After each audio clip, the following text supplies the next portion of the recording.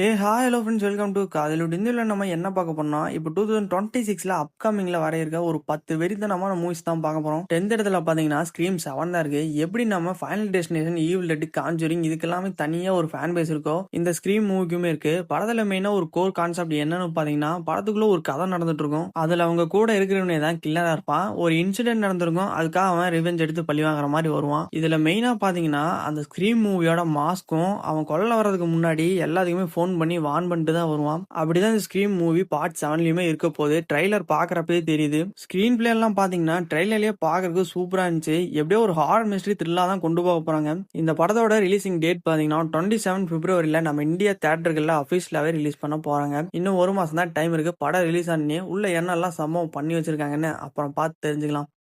அடுத்ததா 9th இடத்துல பாத்தீங்கன்னா ஒரு நாவலை பேஸ் பண்ணி எடுக்கப்பட்ட படம் ப்ராஜெக்ட் ஹில்மேரிங். படத்துல மெயினா நம்ம கிரேமர்ல ஹீரோவா நடிச்ச ரெயின் காஸ்லிங் தான் நடிச்சிருக்காரு. படம் முழுக்க ஒரு சைஃபை அட்வென்ச்சர் ஆக்ஷன் மூவியா காமிச்சிருக்காங்க. ட்ரைலர் பார்க்கறதுக்குமே சூப்பரா இருந்துச்சு. சைஃபை மூவி ஃபேன்ஸுக்கு எல்லாத்துக்குமே இந்த படம் ஒரு செம்ம ட்ரீட்டா இருக்க போது. படத்தோட ரிலீசிங் டேட் பாத்தீங்கன்னா மார்ச் 20ஆம் தேதி இந்தியாலேயே அபிஷியலா தியேட்டர்ல எல்லாம் ரிலீஸ் பண்ண போறாங்க.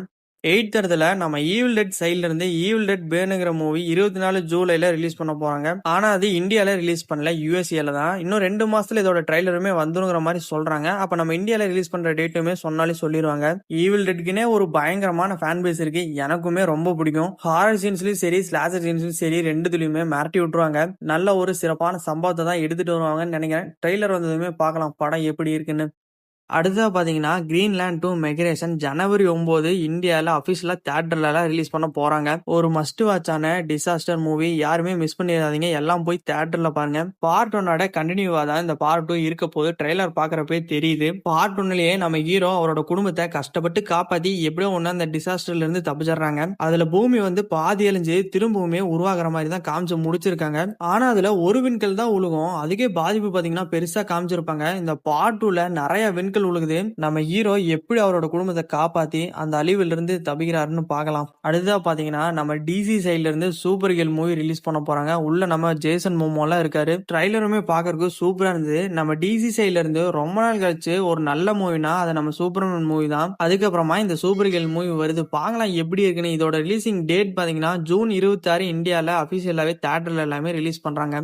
5th நம்ம பார்க்க போற movie street fighter. Roman Reigns, கோடியா ரைட்ஸ், வித்யூ ஜமால், ஜேசன் மோமோன்னு நிறைய பேர் உள்ள இருக்காங்க. இப்ப ரீசெண்டா தான் கேட்ஸோட போட்டோ கிளிப்ஸ் எல்லாமே ரிலீஸ் பண்ணாங்க. அதுல வித்யூ ஜமால் கூட பாக்குறதுக்கு கொஞ்சம் காமெடியா தான் இருந்தாரு. ஆனா நல்ல ஒரு ஆக்ஷன் அட்வென்ச்சர் மூவியா தான் இருக்க போது. இந்த படத்தோட ரிலீசிங் டேட் பாத்தீங்கன்னா அக்டோபர் 16 யூஎஸ்ஏல தான் ரிலீஸ் பண்றாங்க. நம்ம இந்தியால ரிலீஸ் பண்ற டேட் இன்னுமே சொல்ல. படத்தோட ட்ரைலர் ரிலீஸ் ஆகிறப்ப நமக்கு அந்த டேட்டையுமே சொல்லிடுவாங்க. 4வதா பாத்தீங்கன்னா மாடல் காம்பேக் 2 மே 1 இந்தியா தியேட்டர்ல எல்லாமே ரிலீஸ் பண்றாங்க. பார்ட் 1ல பேட்டிலுக்காக ரெய்டன் வந்து ஆளுங்க எல்லாத்தையுமே சேர்த்துக்கிட்டு இருந்தாரு. கடைசியில நம்ம ஸ்கார்பியன் வந்து எப்படியோ சப்ஜீராவை போட்டு தள்ளிடுறாரு. அதுக்கப்புறமா சோனியா பிளேட், ரைடன் இவங்க எல்லாருமே டீமை இன்னுமே சேர்த்தணும்னு ஜானி கேஜ தேடி போறாங்க. பார்ட் 2 ட்ரைலர்ல ஜானி கேஜ கண்டுபிடிச்சு பேட்டிலையுமே ஆரம்பிச்சிடுறாங்க. ட்ரைலரை பாக்குறதுக்கே வெறித்தனமா இருக்கு. அதுலயும் நம்ம ஜானி கேஜ் கேரக்டர் பில்லி புஜர் தான் நடிச்சிருக்காரு. ட்ரைலர் பாக்குறப்பவே அவர் கேரக்டர் சூப்பரா இருந்தது. யாரெல்லாம் இந்த படத்துக்கு வெயிட் பண்றீங்கன்னு கமெண்ட் பாக்ஸ்ல ஒரு கமெண்ட போட்டு விடுங்க.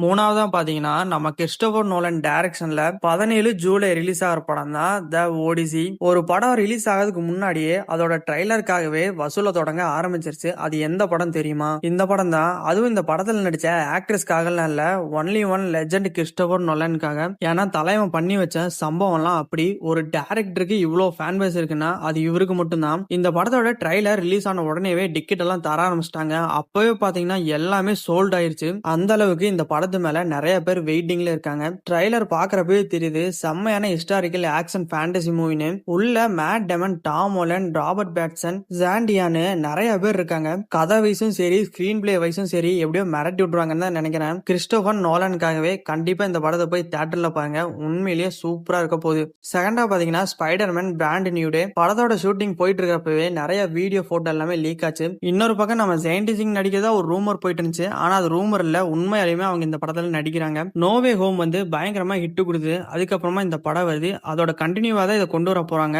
கடைசியில நம்ம எம்ஜிக்கும் பீட்டரோட ஃப்ரெண்டுக்கும் அவனோட ஞாபகம் எல்லாமே மறந்து போச்சு. ஒரு ஃபீலோட முடிச்சிட்டாங்க. அடுத்து வர இந்த ஸ்பைடர் மேல நம்ம எம்ஜிக்கு ஒரு பாய் ஃப்ரெண்டு வர போறான். டாம் ஹாலண்ட் அதை பார்த்து பயங்கரமா கோவப்படுற மாதிரி சில சீன்ஸ் எல்லாம் இருக்காமா. இதுல தான் ஜெயந்தி சிங்கும் ஒரு கேரக்டரா வர போறாங்க.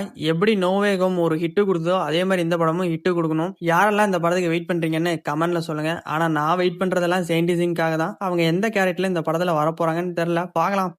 ஃபர்ஸ்டா நம்ம பார்க்க போறது நான் ரொம்ப ரொம்ப வெயிட் பண்றேன். என் தலைவன் வில்லனா நடிக்கிற அவெஞ்சர்ஸ் டூம்ஸ்டே படத்தோட டைட்டில பார்க்கறப்பே தெரியுது. அவெஞ்சர்ஸ் டீம் எல்லாத்தையுமே திரும்பவும் கொண்டு வர போறாங்க. அவெஞ்சர் டீம் எல்லாம் ஒரு பக்கம், இவங்க எல்லாத்துக்குமே பயங்கரமான வில்லனா நம்ம ஆர்டிஜே டூம்ஸ்டே தான் இருக்க போறாரு. ஏற்கனவே நம்ம ஸ்டீவ் ரோஜர்ஸையும் தோரையும் ரிட்டர்ன் உள்ள கொண்டு வந்துட்டாங்க. எண்ட் கேமுக்கு அப்புறம் மார்வல் சைடு இருந்து அடுத்ததான் இந்த படம் தான் நிறைய கலெக்ஷன் நல்ல போகுதுன்னு நினைக்கிறேன். நினைச்சு பாருங்க, எண்ட் கேம்ல வர்ற அந்த கிளைமேக்ஸ் ஃபைட் மாதிரி இதுலயுமே ஒரு சம்பவம் வச்சுட்டாங்கன்னா தியேட்டர் எல்லாம் பிளாஸ்ட் ஆக போகுது. நான் ரொம்ப ரொம்ப வெயிட் பண்ற ஒரு படம். ஆனா இதோட ரிலீசிங் டேட் பாத்தீங்கன்னா இந்த வருஷத்தோட கடைசி மாசம் டிசம்பர் 18 இந்தியா தியேட்டர்ல எல்லாம் ரிலீஸ் ஆகுது. என்ன பண்றது, அது மேலே வெயிட் பண்ணிட்டு தான் இருக்கணும் guys. இன்னொரு விஷயம்னு சொன்னாங்க, மறந்துட்டேன் பாருங்க. நாளைக்கு டூம்ஸ்டேவோட ஒரு ஃபர்ஸ்ட் லுக் போஸ்ட் ஒன்னு விட போறாங்க. நாளைக்கு அது ரிலீஸ் ஆன உடனே நம்ம சேனல்லையும் போஸ்ட்ல அப்லோட் பண்றேன். ஓகே ஃப்ரெண்ட்ஸ், இந்த லிஸ்ட்ல நீங்க எந்த மூவிக்கு ரொம்பவுமே வெயிட் பண்றீங்கன்னு கமெண்ட் பாக்ஸ்ல கமெண்ட் பண்ணுங்க. இந்த வீடியோ பிடிச்சிருந்துச்சுன்னா இந்த வீடியோக்கு லைக் கொடுத்துருங்க. அந்த பக்கத்துல வர அந்த ஹைப்பையுமே தட்டி விடுங்க. அப்பதான் இது நிறைய பேருக்கு ரெக்கமெண்ட் ஆகும். அடுத்து இன்னொரு வீடியோல பார்க்கலாம். டாடா.